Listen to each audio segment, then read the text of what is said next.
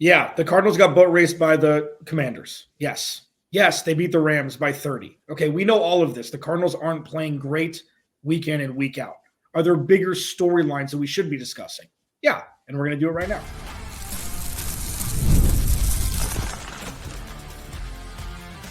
You are Locked On Cardinals, your daily Arizona Cardinals podcast. Part of the Locked On Podcast Network, your team every day. Alex Clancy here. Follow me on Twitter at Clancy's Corner. Follow the podcast at Locked On AZ Cards. Thank you for making Locked On Cardinals your first listen, free wherever you get your podcast and on YouTube, part of the Locked On Podcast Network, your team every day. Go to the YouTube channel, search Locked On Arizona Cardinals. Hit that subscribe button, man. If you want to go leave a review, Washington Commanders, woo! They had some receipts. I had some fans in the comments after Sunday's day to forget for Cardinals fans. Today's episode is brought to you by FanDuel. Place your first $5 bet, and you'll get started with $200 in bonus bets guaranteed. Visit FanDuel.com to get started. I've got a surprise guest today. I didn't pub this really because I don't want to talk about what we're seeing now. I want to talk about the why and the what if. And there's not many better to do that in our space than Mina, ESPN fame. Thanks for joining me again. I don't know about that, but I'm excited to talk about this with you. I mean, it was a really disappointing game from Arizona, so I'm actually glad we're not talking about that because I was so bummed, particularly the offense. So yeah, I'd rather spin it forward. Yeah, so let's talk about this because you, anybody that follows you on Twitter knows that you have a proclivity to not root against the Seattle Seahawks. Let's just say that, okay? And what they've done over the course of 15 seasons has just ushered in this level of stability that seems to not matter who's wearing the uniforms, who's playing quarterback. And obviously it's not in an absolute vacuum, but they've been able to do this without really skipping a beat. And I use the example of the movie Rockstar, where it's like, doesn't matter who the lead singer is. If it's working, it's working. And it's something like that. And, that's why I wanted to bring you on today to talk about Michael Bidwell, not specifically, but can teams win amid dysfunctionality? And we see more times than not, it's not the Detroit Lions, it's everybody else. So just give me your thoughts on just the overall arcing theme of dysfunctionality in the NFL and if you could win around it. Yeah, look, I've been very critical of Cardinals ownership for reasons that have nothing to do with how they run their football team. There's been a ton of reporting over the years on this. ESPN has done great reporting on it. You guys can check it out. I think they deserve a lot of criticism, frankly, more than they get. Honestly, I feel like they kind of flew under the radar in the Dan Snyder era a bit, as did like every bad owner in professional sports. So I would not call them one of the better groups in the NFL in terms of a lot of things. That said, I don't think they're like patient zero necessarily for issues with the franchise, or I don't think it's impossible to win in the NFL with tumultuous, cheap, whatever different, versions of bad ownership are out there. Ownership who actually does bad things. Case in point being, like, I can think of two teams rather where ownership was long perceived as being as I would say deserving of criticism. One, the Houston Texans, team that got a ton of heat over the years during the Deshaun Watson era for, again, litany of reasons. Find the quarterback, you hire a great head coach, GM hits on a few picks, suddenly they're a Super Bowl contender. The Cincinnati Bengals, a team that was perceived as one of the stingier ownership groups in the NFL, hit on the quarterback, you have a great free agent class, suddenly they're in the Super Bowl. So I guess my point is, I think when we think about like the impact of ownership, it's more, okay, did the thing that ownership has to do right is picking the right people to put in power, in terms of like the GM, head coach, and empowering them. And when you think about Arizona, I think whether or not they are going to be successful moving forward, it's going to come down to much less about, whether the Bidwell family spends cash or whatever, or treats people well, and much more, did they choose the right GM and coach to run this? Yeah, and that's right. I mean, the thing I said all offseason when people are like, well, they won 4 games last year, it's the same Bidwell. It's like, listen, you could look at this as you're taking one of those like wedding tarps in rainy terrain, and you're putting it there. You're having a wedding underneath. That's the middle of State Farm Stadium. Monti Ossenfort is the wedding tarp, and Michael Bidwell is everything else. Like, you can build something with functionality from the GM down. So I agree with you there. The spending part, which we'll talk about next segment, that's the thing that most fans are like, he ain't never going to spend anything. He sees it as a paycheck. He's not as rich as everybody else. I think that's irrespective of everything that we're looking at. Look at Jerry Jones. Jerry Jones running the circus over there. He's got more money than anybody, and it's not working. Now, with Michael Bidwell as an owner, I think you're right. He went away from the Steve Keim movement, which happened 5 years too late, hired Monti Ossenfort, who was boring, hired Jonathan Gannon, who was boring, and he's like, listen, go run this team. The question now is, why hasn't it started working more than it hasn't up until this point? Yeah, I think there's a litany of reasons for that. I think defensively, for example, they're just not talented enough. Now, why that is, I think you have to take a step back and obviously look at the situation that the current front office, took over. It was probably one of the more dismal. The shape of the roster was not good. So you absolve them a little bit of the product we're seeing on the field, but then at a certain point, you got to start hitting on picks and getting better play out of your free agents. They haven't spent a lot on free agency on that side of the ball. So you really need to see these draft picks start to flourish. And look, some of the draft picks have played well. Like I've mentioned this. I think Zaven Collins played so well this year, for example. He's been a great pick for them. They've made some good decisions, I think. And obviously, the safeties are very good. And throughout the roster, you see contributions from some of the younger players, but you really need to start feeling like you're developing a core and things are moving in the right direction. Offensively, this has been the bigger disappointment for me this season, just because of what we saw in the second half of last year. I really felt like, there's a vision, there's an identity on offense, they're hitting on picks, and then Kyler Murray is playing well. And so for this year, it's just been such an uneven product. And the problem, and I think what makes it a little bit harder to diagnose, is there's not like one reason for that. When I watch the offense, I see a litany of reasons. I think there's, some inconsistency from Kyler, questions about the skill players. Drew Petzing, who I thought was fantastic this year, has actually, I think, been much more up and down so far this season, their offensive coordinator. So it's never simple, right? It's never one thing, but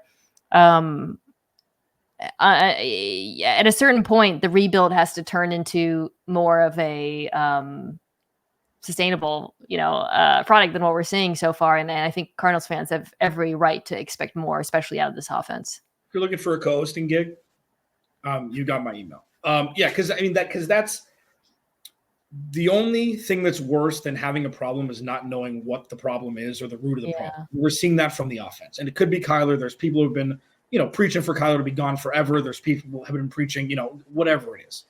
That's where it's like, well, it's Arizona Cardinals football. It's undefinable as to why things aren't working. And I think that's why I wanted to ask you initially about dysfunctionality, because it's a way of life. It's not it is actual like material things, actions, things like that. But it's also just this culmination of nobody can explain why things aren't working. And I think it's just something that we've been struggling with. Oh, and every day that doesn't count. Mina, I held a moratorium for myself on blaming Steve Keim for the current state. I said when this season started, she said it, not me. Now you wonder why I brought her on. I didn't want to have to say it. Mina Kimes, ESPN, joining me here. Should the Cardinals speed up the process?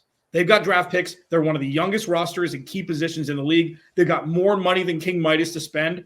Should they speed it up and not just wait till 2025? We'll discuss it next. Locked on Cardinals, your team every day. This episode of Locked on Cardinals is brought to you by our friends at Game Time. Listen, the Game Time app is easy.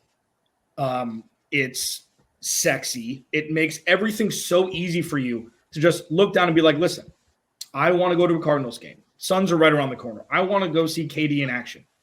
They've got a new feature called Game Time Picks that makes getting tickets for your favorite live events even easier. The coolest part about the Game Time app is the view from your seat feature. Say you want to go to a concert, okay? Say you want to go to a comedy show and you've never been to that venue before. You click on the seats before you buy them, and it shows you the vantage point you'll have from the seats. before you buy them. Take the guesswork out of buying tickets with Game Time. Download the Game Time app, create an account, use code LOCKEDONNFL for $20 off your first purchase. Terms apply. Again, create an account, redeem code LOCKEDON NFL for $20 off.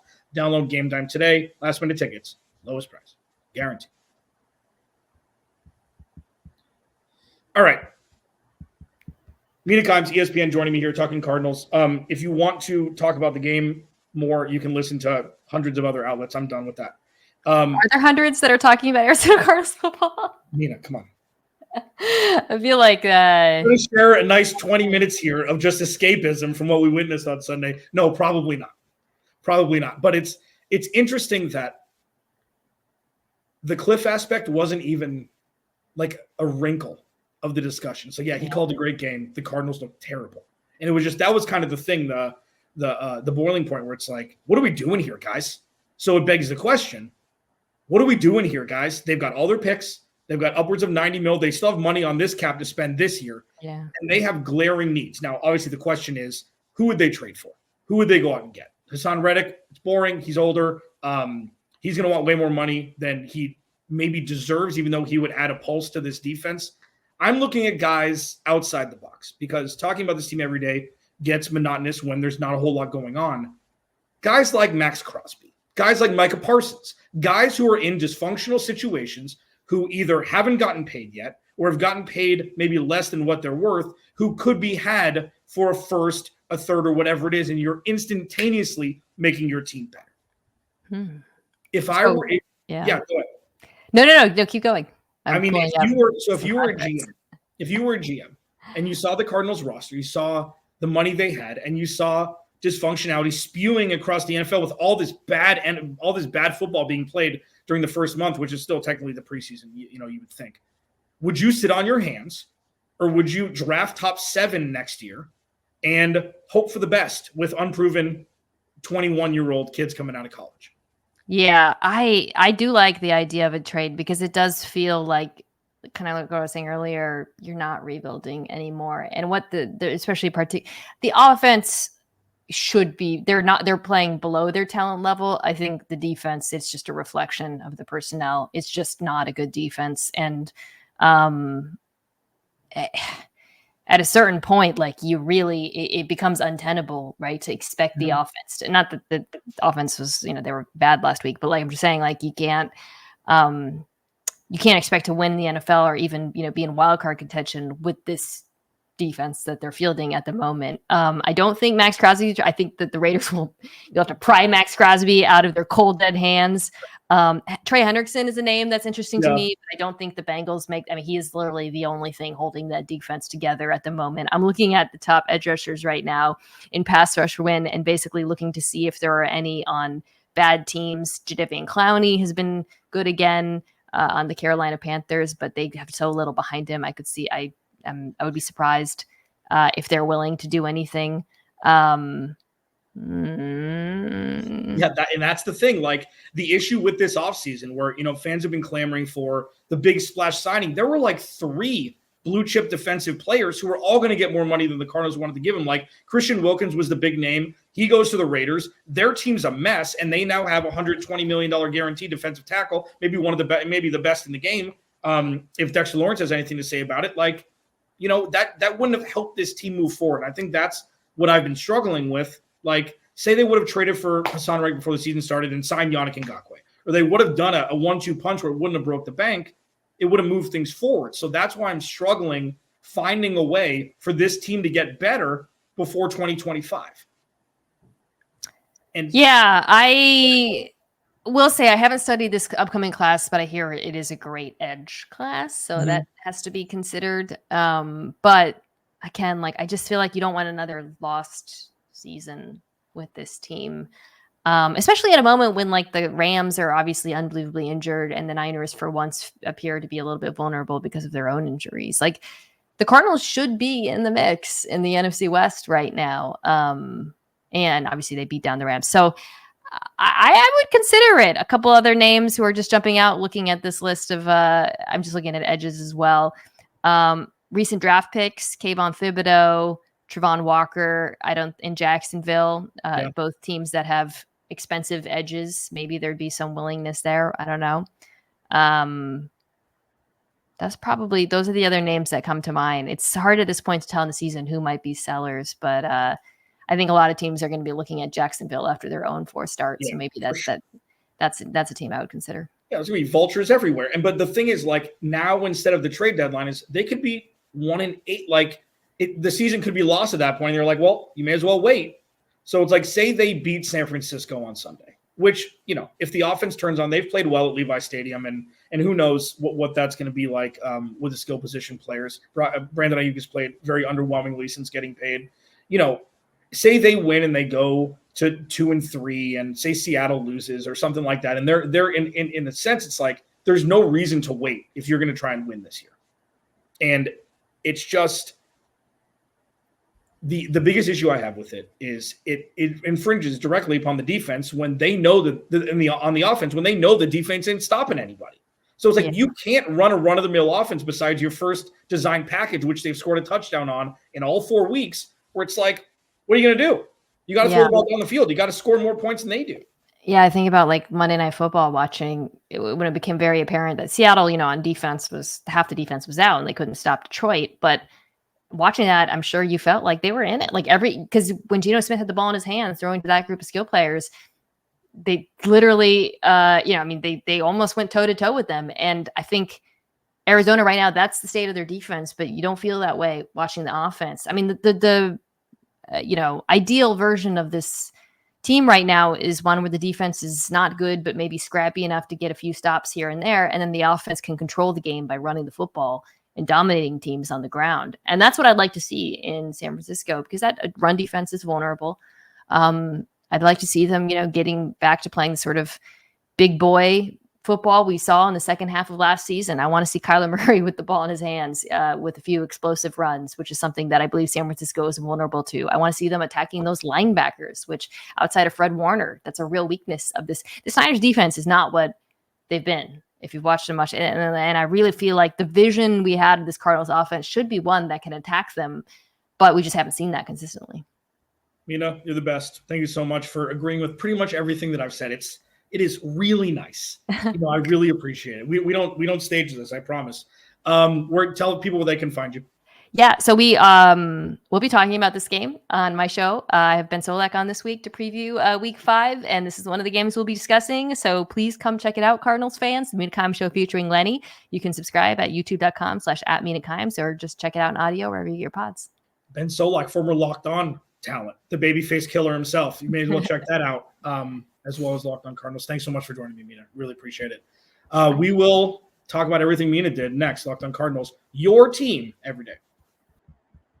This episode of Locked On Cardinals is brought to you by our friends at FanDuel. Hey, NFL fans, you can start the season with a big return on FanDuel, America's #1 sportsbook. So when you get a hunch in the middle of the game, you can check out the latest stats, live play-by-play from the place where you are placing your bets. It's a one-stop shop, man. Maybe you don't like something, you go to another game. Live play-by-play, news and notes, latest stats, boom. You make the bet there. And on top of that, you'll get started with $200 in bonus bets guaranteed when you place your first $5 bet. You want to go do a single game parlay with some of those bonus bets? You do it from just like one $5 bet. Your first $5 bet gets you $200 in bonus bets guaranteed. That's FanDuel.com.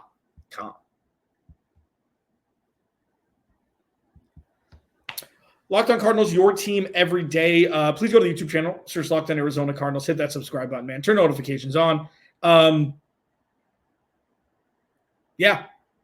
What she said. And I enjoy when I have conversations with her because she, thinks before she talks. She's not afraid to, collect her thoughts and just speak after. Like, you could see her struggling trying to put the words together on exactly what we're witnessing with the Cardinals. And that's exactly what the rational brain would go through. And while with Michael Bidwell hiring Monti Ossenfort and Jonathan Gannon, regardless of what happened last week, and regardless of the Cardinals starting 1-3, regardless of if it's translated to wins or not, it is undeniable that the culture around this team is different. Like, it is. This isn't the same old Cardinals. While, if you've been a fan for 30 years. It's hard to hear because it looks like it is. But you can't compare this culture with the one from, 10 years of Steve Keim. You can't compare it. It looks different. They play different. The talent's not there, but they play different. And I think that anybody, even if you are the biggest Cardinals hater in the world, you'd have to acknowledge that. You'd have to acknowledge that common ground.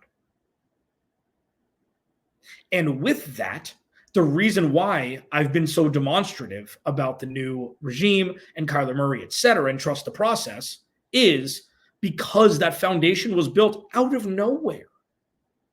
It wasn't an easy job to take over what was left to him by Jonathan Gannon. I'm not even talking about the roster. I'm talking about the culture and the functionality of what Steve Keim did for 10 years. I don't care about the roster. And he did. Is everybody bought in, playing together, and not just showing up and blowing off game days like we saw with the last regime.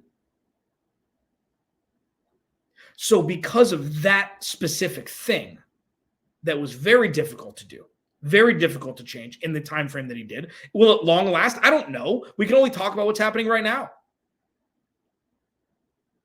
That shows, and I've used this term a lot every day, it's like that shows the proof of concept that things are changing. It's not just one little thing. It's not one little omission. It is a way of life, and it's changed. So that is the greatest proof of concept we could see that things are going to be okay. Is that directly correlated to Kyler Murray being the quarterback? No. Is that directly correlated to the Cardinals being the worst defense in the NFL this year? No. It's bigger than that. Yes. Bigger than who the quarterback is right now. Yes. Bigger than what the roster looks like right now. It's ushering in a change, moving away from all the bad stuff, bad preparation, bad leadership, bad everything that we've seen, regardless of what the win-loss record was. So that's why I struggle. That's why I struggle to say, you know what, blow it up. Oh, Jonathan Gannon's not the guy, stop. Monti Ossenfort's not the guy, stop. Just stop.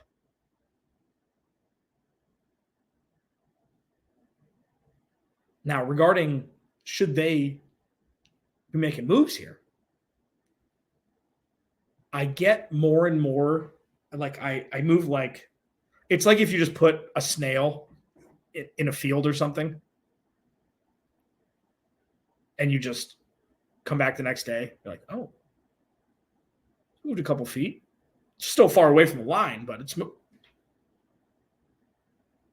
it's not even that I'm impatient. It's that it's doable. It's that they have the ability to do it. You trade for two pieces, it could change the defense with Darius Robinson coming back. And then the offense will be able just to be the offense. The what are you waiting for? I think that's too harsh. The let's wait till 2025. That's too harsh. It's somewhere in the middle where they can find, and it's going to have to be impact pieces. It can't just be, oh, they're going to add for depth and give up a 5th round pick. It doesn't change anything. You may as well draft a kid coming out of college. So while you can, you can listen to other places about, the game again, I'm done with it. Doesn't matter. It's in the past. But it's not San Francisco yet. So the why we're here, why are we here conversation, it's bigger than just the first 4 games of this year. Can it be changed? Absolutely. What is Monti Ossenfort going to do? That's the biggest question. There are players out there. Does he want to swing big for long-term success, not swing big for a 1-year rental or something? You'd think that the answer would be no, because that's not his MO. I just wonder how he and Jonathan Gannon can look themselves in the mirror together collectively and say, this is the best product that we can put together right now. I find that hard to believe. We'll see. Should be interesting. Thanks again to Mina Kimes at Mina Kimes on Twitter. Check her out on the Mina Kimes Show with Lenny. Remember, without you, there is no me. I'll talk to you tomorrow for Crossover Thursday.